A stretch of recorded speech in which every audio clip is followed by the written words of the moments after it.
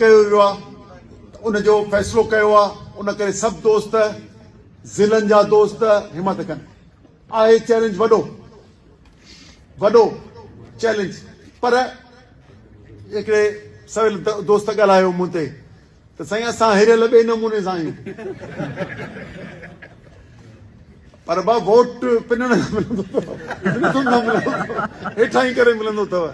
तव्हां पंहिंजी साख पैदा करियो, तव्हांजे ज़बान ते माण्हू तव्हांजे हलंदा, तव्हांखे फॉलो कंदा। तव्हां पंहिंजी पैदा करियो मुआशिरनि जा, तव्हां पंहिंजो तारीफ़ जा मोहताज न हुजो। तव्हांखे माण्हू सुञाणनि जीअं सम्झो आहे हीअ सिंध नाट पार्टी जो वर्कर आहे ऐं सुठी साख रखे थो, हीउ जेको मुतालबो करे थो त हिकिड़ी आबादी तव्हां सां ईअं थींदी। उन करे महिनत करण जे बजाए शॉर्टकट न ॻोल्हियूं। उन करे हीउ चैलेंज खणो।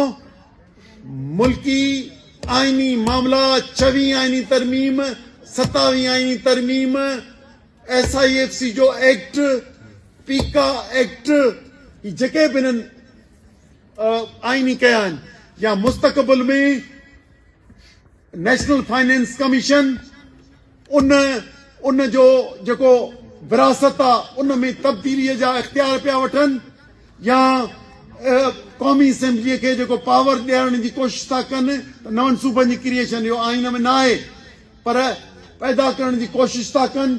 जेके मुस्तक़बिल जा थ्रेट्स आहिनि इन्हनि खे चैलेंज केरु कंदो? ऐं इन सॼे मामले में सॼियूं ताक़तूं हिकिड़े पासे आहिनि। असांखे उनखे चैलेंज पंहिंजे जमहूरी एहतजाजी जिदोजहद जे ज़रिए पैदा करणो आहे। सियासत में ख़ौफ़ पैदा करे असांजो जेको अथॉरिटेरियन रूल हूंदो आहे, जेको शख़्सनि जो या गिरोह जो जेको कब्ज़ो हूंदो आहे, उहो ख़ौफ़ जे ज़रिए पैदा थींदो आहे। असां इन ख़ौफ़ खे पंहिंजे अवामी ताक़त पुरअमन एहतजाज जे ज़रिए ख़तम था करणु चाहियूं। उन करे इहा चैलेंज तव्हां करे इन चैलेंज करे खणो ऐं पंहिंजनि ज़िलनि में निकिरी पओ।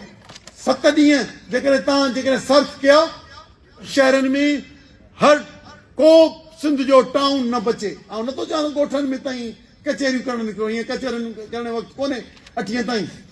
हर हिकु टाउन ऐं उन खां मथे उन्हनि जे माण्हुनि सां मिलो, पैगाम पहुचायो। सोशल मीडिया ते बि हलंदो, हिन ते बि हलंदो, उन्हनि ते तव्हांजे जेको मुआमोज माण्हुनि सां थींदो। हीउ जेको ज़ुल्म जो निज़ाम आहे, इन जो ख़ात्मो तॾहिं मुमकिन थी सघंदो जॾहिं ताक़तवर पुरअमन जिदोजहद थींदी। इनखे चैलेंज करे खणो त मजमूई तौर ते पाण जेकॾहिं इन्हनि शयुनि खे रोके था वञूं त हीउ जेको नाम निहाद तरक़ीअ जी जेके नारा आहिनि, जेके असांजे तबाहीअ जा नारा आहिनि, ऐं नाजाइज़ असेंबलियूं ऐं नाजाइज़ जेका इलेक्शनी जेका असेंबली आहे, इन जे ज़रिए जेके कारा कानून पास था कनि, इन्हनि खे ॿियो तरीक़ो हीअं रोकण जो न आहे। जॾहिं जबर आहे त जबर खे अवामी ताक़त जे ज़रिए ख़तम करणो आहे। उन जे करे तव्हां हिन तहरीक खे ओ सम्झी ऐं दर दर वञी, दुकाननि ते वञी, शहरनि ते वञी, ज़िलनि जो दोस्त पंहिंजे सॼे तंज़ीमी नेटवर्क जे ज़रिए को सवेल काउंटिंग करियो, को बि टाउन न बचे, नंढो वॾो स्टॉप शहर न बचनि, ऐं 8 तारीख़ ते एॾो ताक़तवर एहतजाज थिए जेको जंहिंजो मैसेज बि ईंदो। ऐं इनशाला अहिड़े क़िस्म जूं पहिरीं मंज़िल आहे।